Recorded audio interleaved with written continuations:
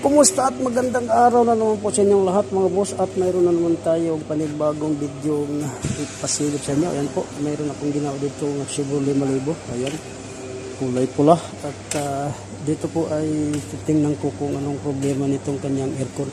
At ito po yung concern niya, AC insufficient cooling. So ayan po, at sinalangan ko na ng AC machine to. So ayan yung high side charging port, nakalagay na yung adapter. Then nandito naman banda yung low side charging port, at ito po yung ating machine. Ayan. Then pakita ko lang sa inyo yung specification charge ng Freon nito. Ay dito natin yan makikita sa kanyang label. Ayan po yung makikita, ito po yun.